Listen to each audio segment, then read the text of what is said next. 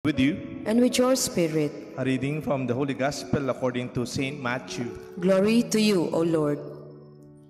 Jesus spoke to the crowds and his disciples, saying, "The scribes and the Pharisees have taken their seat on the chair of Moses. Therefore do and observe all the things whatsoever they tell you, but do not follow their example. They tie heavy burdens, hard to carry, and lay them on people's shoulders, but they will not lift a finger to move them. All their works are performed to be seen. They widen their phylacteries and lengthen their tassels. They love places of honor at banquets, seats of honor in synagogues, greetings in marketplaces, and salutation, Rabbi. And as for you, do not be called Rabbi. You have but one teacher, and you are all brothers. Call no one your father, for you only one have Father in heaven. Do not be called master. You have but one master, the Christ. The greatest among you must be your servant. Whoever exalts himself will be humbled, but whoever humbles himself will be exalted." My dear friends, my dear brothers and sisters, the Gospel of the Lord. Praise to you, Lord Jesus Christ. In the name of the Father, the Son, and the Holy Spirit. Amen. Great persons are humble. Then tunay marangal a tao, ilarang tunay mapakumbaba. Do you want to measure the greatness of a person? Look into their humility. Buri may nga kiting karangalan ng metong a tao, lawen may kayang kababanlog. The greatness of the king David, it was not during the time that he was only king. When he was as a young shepherd who gains the first fame as a musician, and later on when he killed the enemy Goliath, when he was a young humble man, not during the times that he sinned as a king. Your title, yung position ninyo, pwedeng presidente ka, coordinator, principal, director, parish priest, presidente. This is just a role for the meantime. Kung ano man yung posisyon nyo ngayon, ginagawa mo lang yan kasi somebody has to do it. Don't be attached to your role, sabi nga ni Boss Sanchez. Distinguish your person from your role. Iba yung position ko, iba yung pagkatao ko. Yung position ko, pwede akong palitan, pwede akong mag-retire, at pwede rin hindi ko na kayang gawin dati kong posisyon.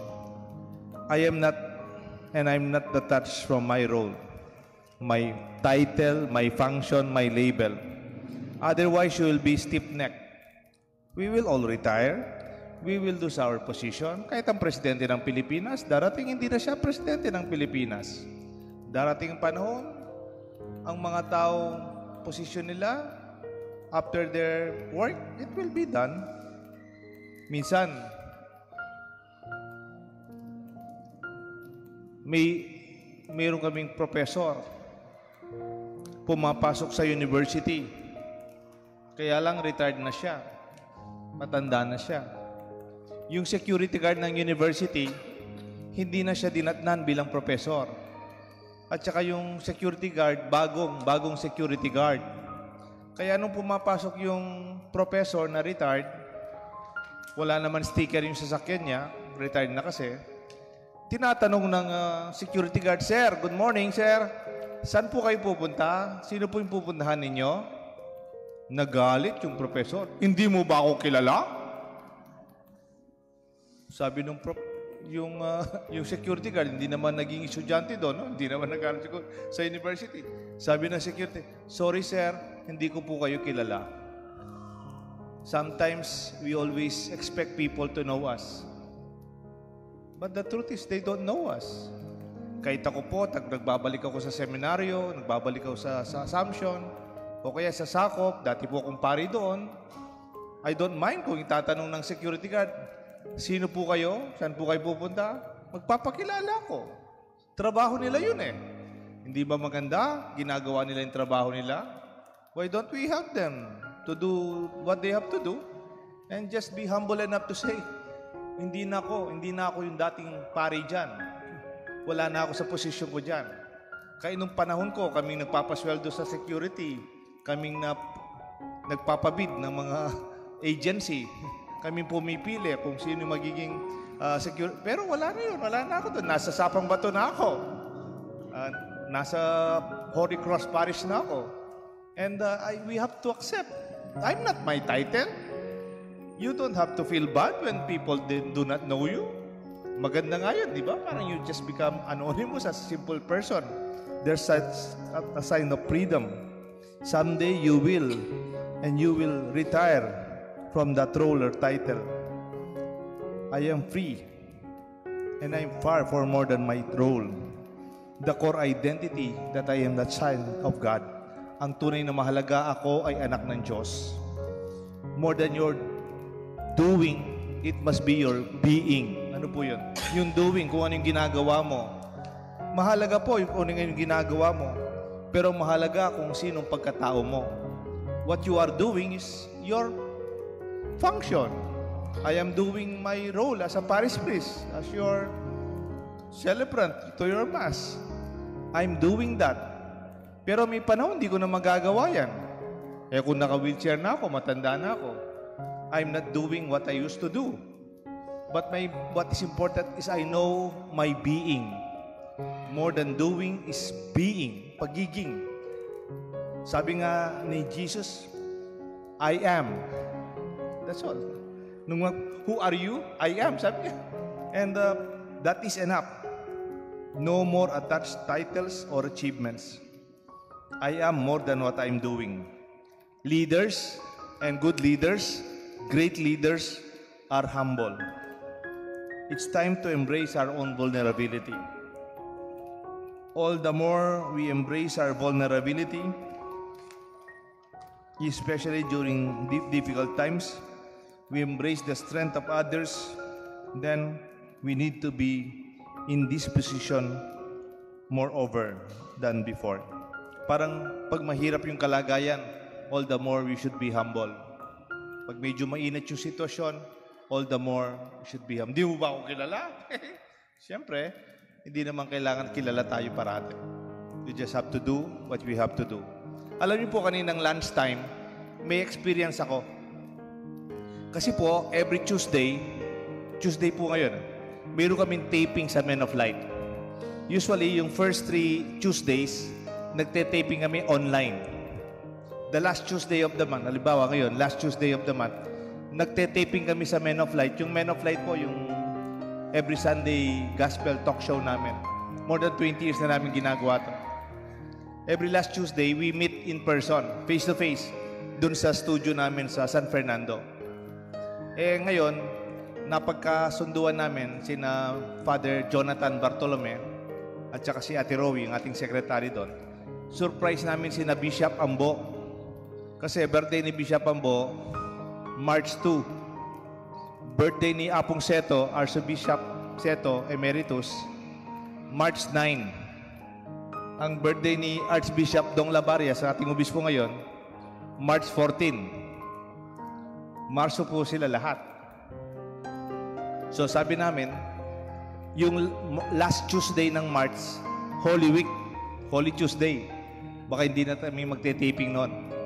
Sabi namin, ngayon na natin gawin yung advance birthday nila. For the month of March, birthday, February 27. Kaya po kanina, nagpunta po ako doon, nag-lunch kami. Dumating si Apong Seto, 86 na po siya, mag-87. Dumating si Archbishop Labarias, Arsobispo ng Pampangan, Bian. Pag sinabing Archbishop, hindi ka lang obispo ng Pampanga. You are Arch, hindi lang Bishop, Archbishop for Bataan, Nueva Ecija, San Jose, Nueva Ecija, Cabanatuan, Nueva Ecija, Tarlac, and Zambales, and Pampanga. Ganun po. Kaya ngayon, walang obispo sa Tarlac, namatay po siya. Walang obispo sa Bataan, namatay din po siya. Ang nagiging obispo, parang nagsusupervise pa rin si Apundong Labarias. Si Bishop Ambu naman, siya yung presidente lahat ng obispo sa buong Pilipinas. At recently, just last week, he was voted to be the vice president of all the bishops in Asia, Federation of Asian Bishops. Vice president na po si Bishop Ambo. And maybe after yung tradition dyan, kung vice president ka, ikaw na susunod na maging presidente sa lahat ng mga obispo sa Asia, buong Asia. Dumating po sila, nag-dance kami. Nung after lunch, nilabas namin yung mga cake. Tigisa sila cake. Kumanta kami ng happy birthday. Pagkatapos po nun, nagdasal kami. Tapos, sabi ng dalawang obispo, paki-bless mo kami, Bishop Ambo, kasi siya yung presidente ng mga obispo. Ayaw niya, aliw po ako, mag-bless po, aliwa po ako. Si Bishop Dong na lang, kasi siya yung obispo ngayon, siya yung nakaposisyon ngayon. Aliwa po ako. Tapos sabi, siya po siya yung pinaka-senior sa atin. Aliwaya ako, I'm already retired. Meron kaming picture. Nagpapabless sila lahat, nakayuko sila lahat sa bawat isa. walang nagsabi, ako yung mag-bless sa inyo, ako yung obispo dito, ako yung dating obispo nag-ordain sa inyo, ako yung presidente lahat. No, I felt the humility of our bishops. I'm very happy. Pag sa ating organisasyon, sa ating simbahan, yung mga leader ho natin may kababaan ng loob. In fact, they already have very powerful positions. We are in the right church. We are in the right community. Wala kang makitang kayabangan sa kanila, napakasimpleng buhay, napakasimpleng tao. But they have to do what they have to do in their function. But deep in their heart, I could see greatness because of their, not function, not their title, not their position. I see their greatness in their humility. Ang karangalan ng tao, wala sa kanyang posisyon, nasa kanyang kababaang loob. Great persons are humble. May this be our inspiration for all of us. Pag nakaharap tayo sa mga tao, mas mahalaga, mababa ang kalooban natin. Nakikita nila ang Diyos because our God is a humble God. Ang ating Diyos ay Diyos na mababa ang kalooban. Walang kayabangan ang ating Diyos. Even God Himself opted to be like human in 1 Philippians. And it's called that way of kenosis, ang pakikisa ng Diyos sa ating tao. May God bless us all, the Father, the Son, and the Holy Spirit. Amen. Let us pray to the Lord for the gift of a humble and quiet heart to be